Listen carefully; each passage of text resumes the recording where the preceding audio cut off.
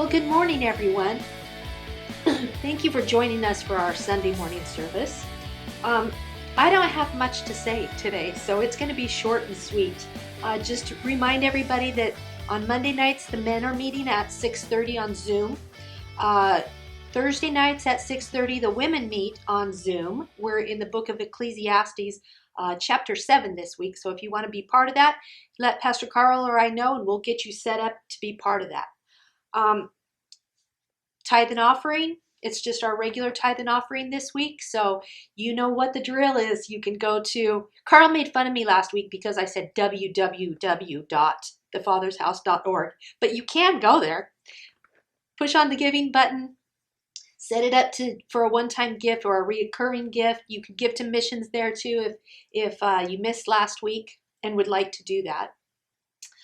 You can send a check to the Father's House at 133 Bernal Road, San Jose, California, 95119. You know, by the time this videotaping gets done, you probably will know the address as well as I do. Also, you can give Pastor Carl and I a call. If you live in the area, we'd be happy to come by and pick up your tithe and get to see your smiling face. And we will be very conscientious about social distancing. We mentioned last week that we were going to buy plastic chairs for the main room when we were ready to go back inside. We went and got those. So we're ready to go back inside when we choose to do so. We kind of talked with the people last week at the meeting on Sunday in the parking lot, and they kind of like it outside in the parking lot. So if you want to join us for Sunday morning service at 10 o'clock, bring your lawn chair. We'd love to see your smiling eyes that way. And that's really all I have to cover this morning. So we'll turn the time over to Pastor Carl to learn some more about King David. Good morning, Father's House. How are you today? It was good to see my lovely wife, wasn't it, on there? She said when I sat down to video this, she looked at this shirt and she said, that shirt is really busy with that background. And I said, I know. I happen to like this shirt. It may not go well with this background, but this is a pretty nice cowboy shirt, don't you think? So anyway, I like it. A little busy. And, you can say what you want about Paisleys, but if people can wear Paisley ties, why can't I wear a Paisley cowboy shirt, right? So, matter of fact, I think there's actually a cowboy, country and western singer by the name of Brad Paisley, if that really matters. Anyway, not that it really does. Anyway, I'm just rambling right now, and you are right, I did make fun of my wife last week when she said, go to www. I said, nobody says that anymore. That's almost self-evident. You don't even type www. in. So anyway, I did rib her a little bit about it. But I guess she just got back at me, so I got back at her. Anyway, let's just spend some time thinking together about King David. I'm glad you're here. This fall has been an incredible season, hasn't it? The weather has been just absolutely great. Payne and I have been going out and getting our walk on and enjoying that. So I hope that you're enjoying this weather. I know that many of you will be watching this for the Sunday morning service as this is pre-recorded. Some will watch it earlier, some will watch it later, but we'll be at 10 o'clock on Sunday, or when most of the people are watching this, we'll actually be out in the parking lot. It will be a little chilly, but I'm telling you, we're having a good time out there. So if you get the chance to come on by, I promise that people will social distance and it will be safe out there for you. Anyway, I think you would really enjoy it. But if not, no worries. Enjoy it in your house and get yourself your breakfast or your hot coffee or whatever. Oh, by the way, if you want to bring hot coffee outside, you can do that as well. Take your hot coffee, take a sip of it, and let's talk a little bit. Okay, so we're into the life of David, and last week there was the encounter where we had David in a Saul in En-Gedi, the caves of En-Gedi, with David and Saul were basically in the same cave, and they had this encounter where David could have killed Saul, but he didn't. He cut off the robe of his garment, and then after Saul got out of the cave where he was relieving himself, caught in somewhat of a precarious position, I guess you could say. And he gets down there, and David has a conversation with him and says, Saul, your acts towards me have been wicked, and mine towards you have been innocent. And so we kind of talked about that exchange, and David not picking up the sword and taking matters into his own hand, but waiting for God's timing for David to ascend to the throne. In other words, I think David learned the lesson that it wasn't up to him to establish his kingdom, it was up to God to establish it. And I think that when you learn that lesson, you become much less ambitious towards the things that you want to do because you realize God's in those things.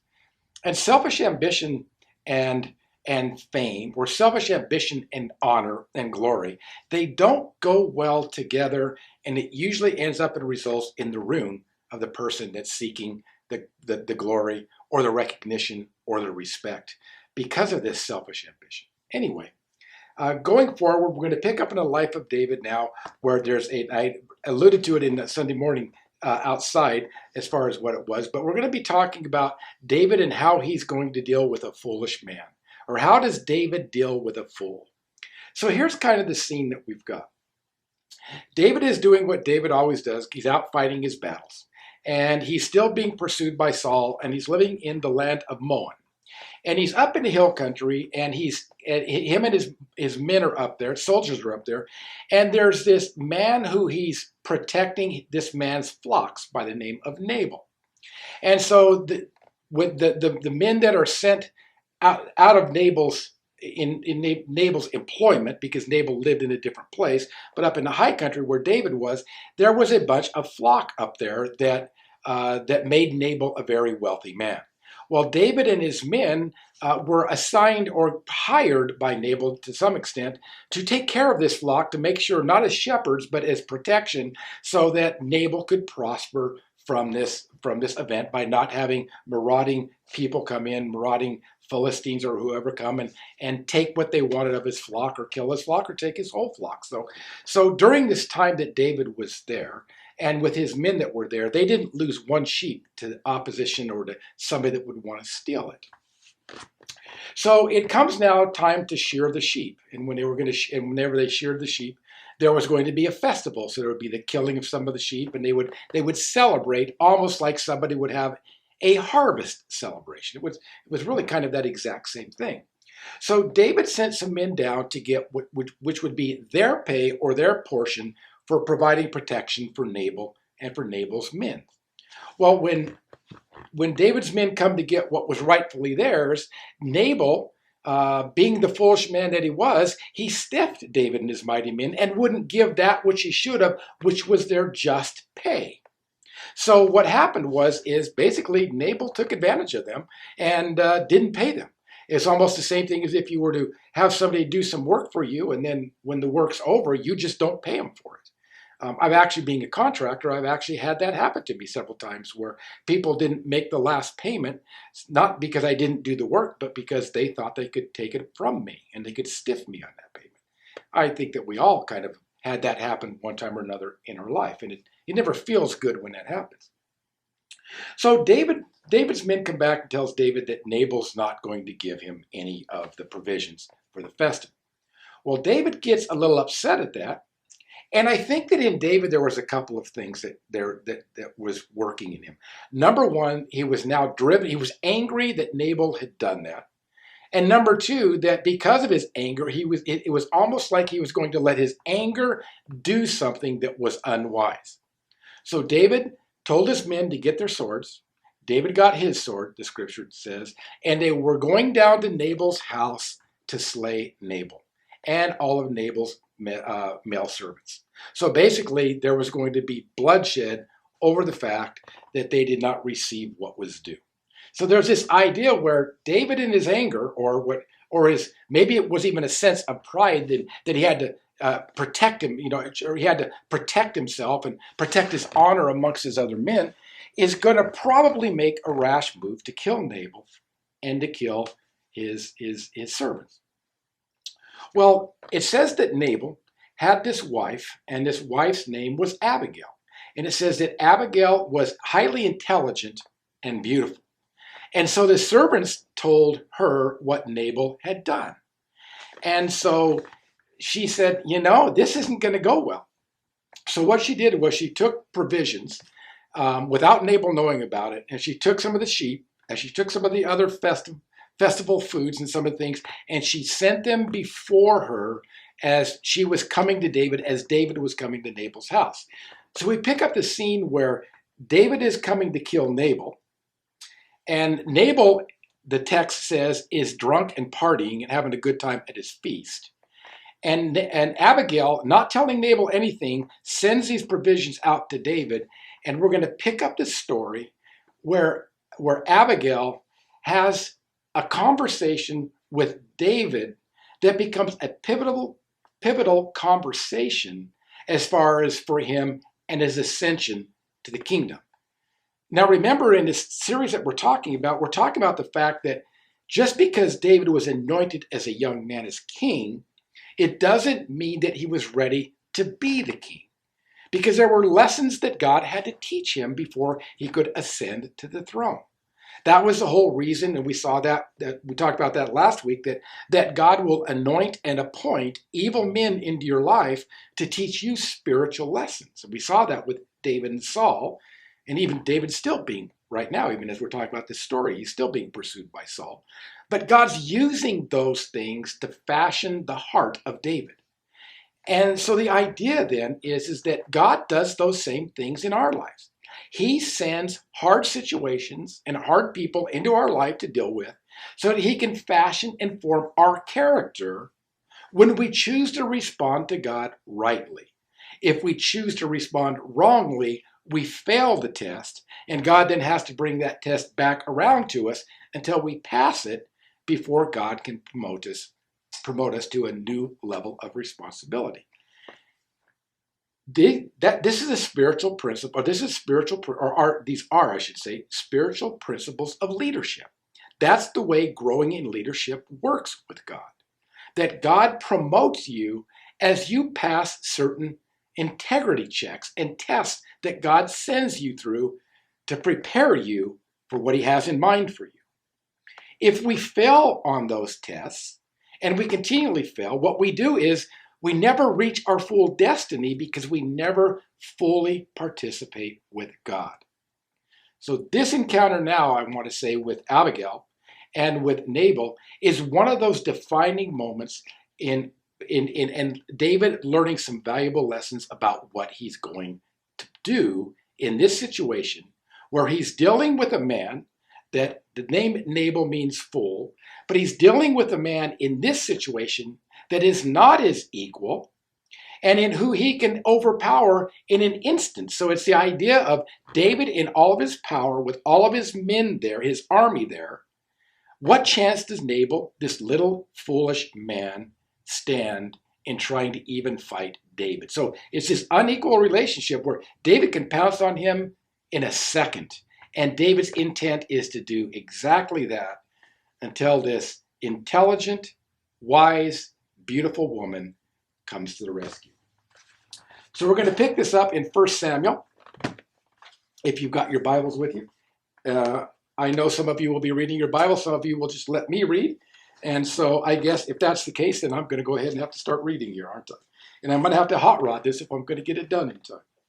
So we're going to pick up in 2 Samuel, and we're going to pick up in chapter 25, and it will be verse 23 when Abigail sees David for the first time.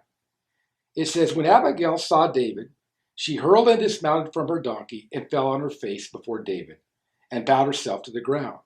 She fell at his feet and said, on me alone, my lord, be the blame. And please let your maidservant speak to you and listen to the words of your maidservant. Please do not let my lord pay attention to this worthless man, Nabal, which was her husband. For as his name is, so is he. Nabal is his name, and folly is with him. But I, your maidservant, did not see the young men of my lord, whom you sent. Now therefore, my lord, as the Lord lives, and as your soul lives, since the Lord has restrained you from shedding blood, and from avenging yourself by your own hand, now then let the enemies of those who seek evil against my lord be as Nabal. Now let this gift, which your maidservant has brought to my lord, be given to the young men who accompany you, my lord. Please forgive the transgression of your maidservant, for the Lord will certainly make for my lord an enduring house, because my lord is fighting the battles of the Lord, and evil shall not be found in you all your days. Should anyone rise up to pursue you and to seek your life, then the life of my Lord shall be bound in the bundle of the living with the Lord your God. But the lives of your enemies will be slung out from the hollow of a sling. And it shall come about when the Lord shall do for my Lord according to all that he has spoken concerning you, and shall anoint you as ruler over Israel, that this will not cause grief or a troubled heart of my Lord, by both having shed blood without cause, and by my Lord having avenged himself, when the Lord shall deal well with my Lord. Then remember your maidservant. So we're going to stop there. We're going to talk just about this text. That last part I kind of read a little roughly, but let me kind of explain what's happening here. So Abigail comes out to meet David. And coming out to meet David, she does a couple of things. The first thing she does is she makes right the wrong that Nabal did. Said, blame it on me. I'll take the blame. But don't look to my husband because my husband is a man of folly. Basically saying, my husband's a fool. That's what he is. So she goes on to proceed then. She says, how is it? And it's almost like she's asking David a question, really. And this is the question. And the question is, well, I'll save that. I'll save that question until we get a little bit further into it, maybe. So she comes out and she says, she starts this off by saying, forgive me, I'll take responsibility. You can have the goods and they should be rightly yours. And the reason that I want to give you these goods is because you're my Lord, but you're fighting the battles of God. Far be it from me that I would want to withhold anything from that, because if I did that, then I would not make myself in alignment with your side, but I would make myself in alignment with that against God. So I'm asking you to take this. But then she's almost asking this question when she says, and may your enemies be vanquished. But she says, in part of the text, she says, but I've got a kind of a question for you.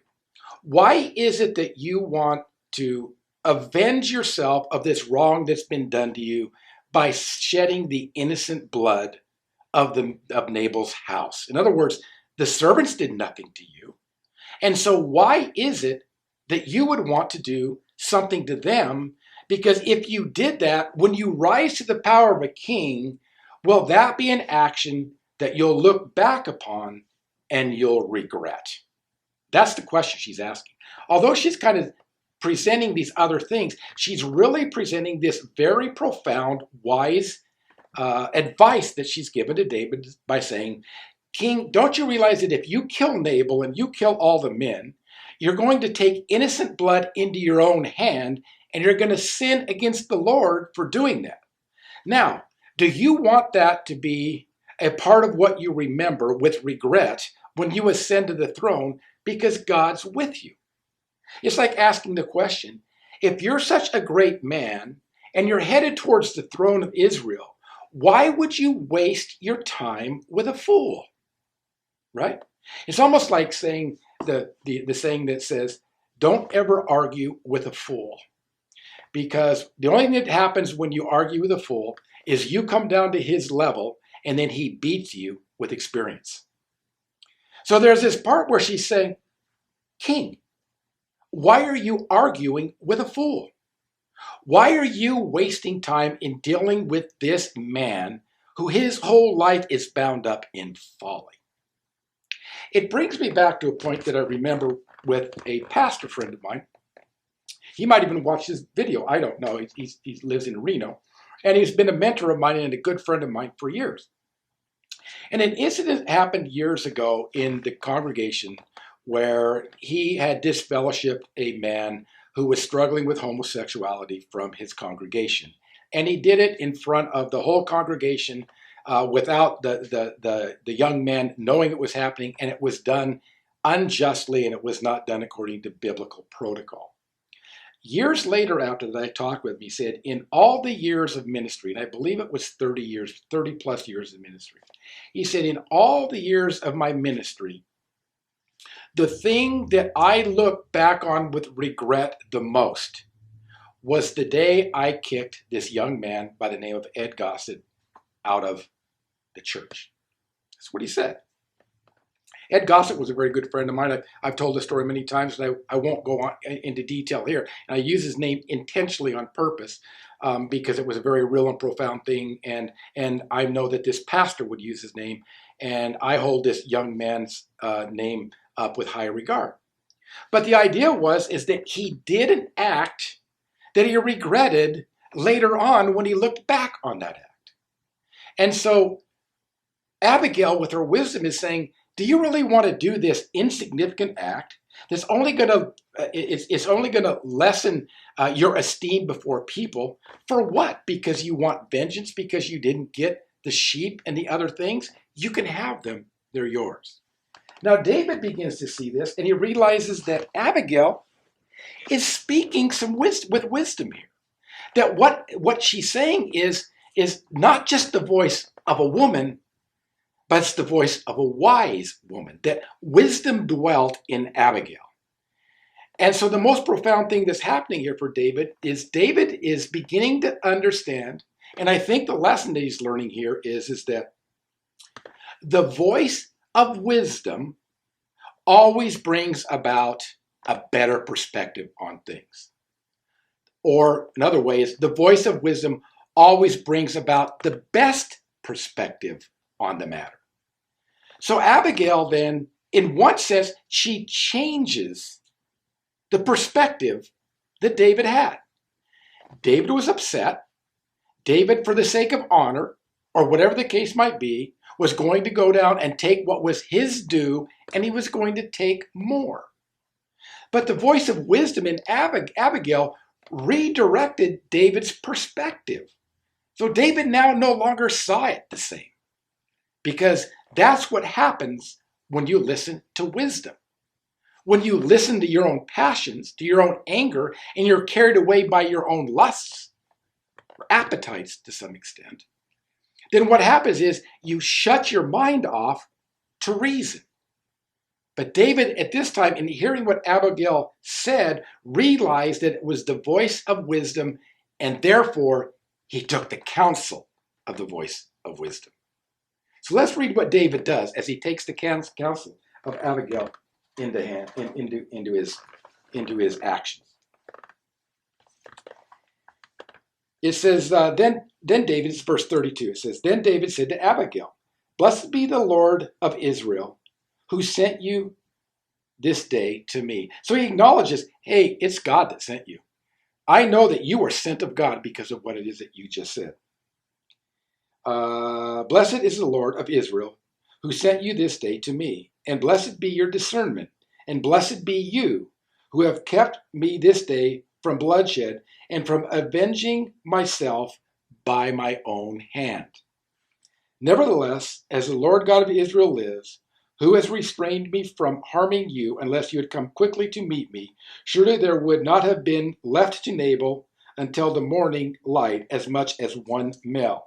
So David received from her hand what she had brought to him and said to her, go up to your house in peace. See that I have listened to you and granted your request.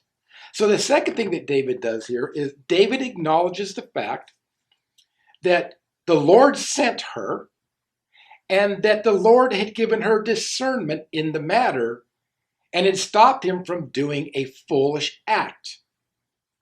Had David acted foolishly, he would have put himself on the same level of what Nabal did.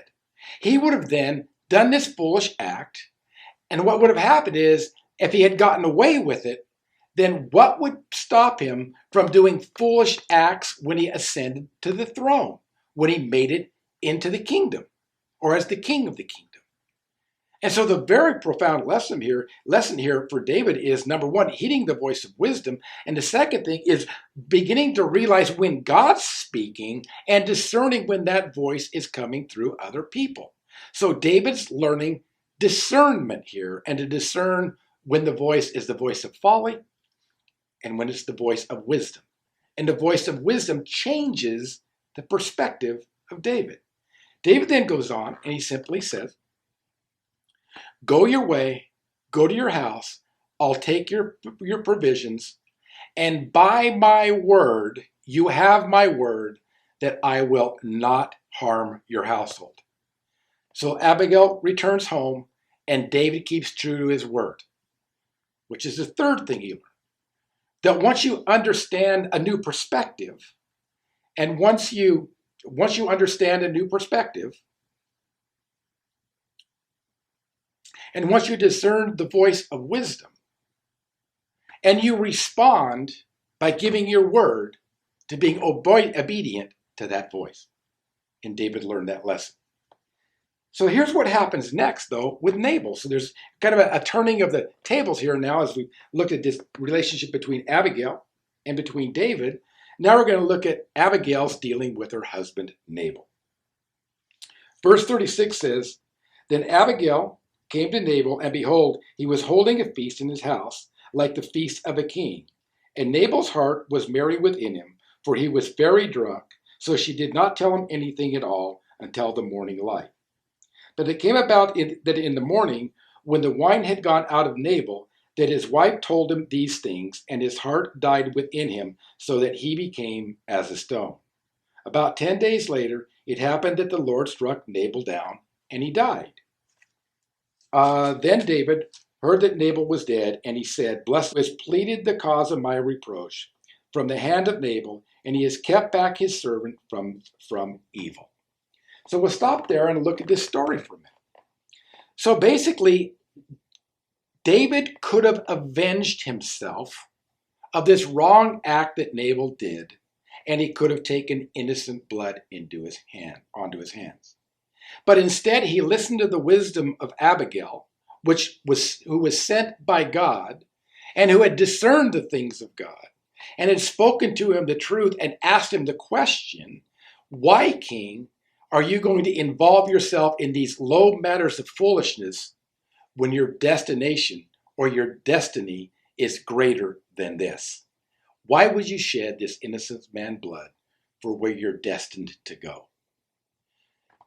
David backs off, and Abigail then starts talking with Nabal about this, and Nabal is struck with a stroke of some kind. And he lays there for 10 days as stone, and he finally dies. In the end, God took care of it, and David didn't have to. David then realizes the wisdom in what Abigail had said, because she had said, leave it up to God. What David learned is, if David needs to be avenged of anything, he doesn't have to take innocent blood into his own hands, because God will make the matter straight. Notice what God did. God dealt with Nabal, but he didn't deal with Nabal's servants. David would have dealt with Nabal and Nabal's servants.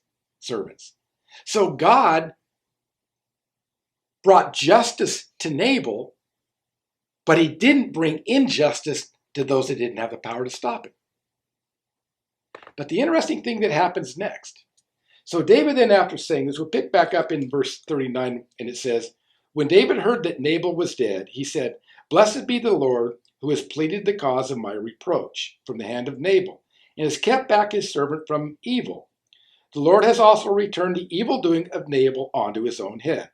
But catch this, it says, Then David sent a proposal to Abigail to take her as his wife. Wow.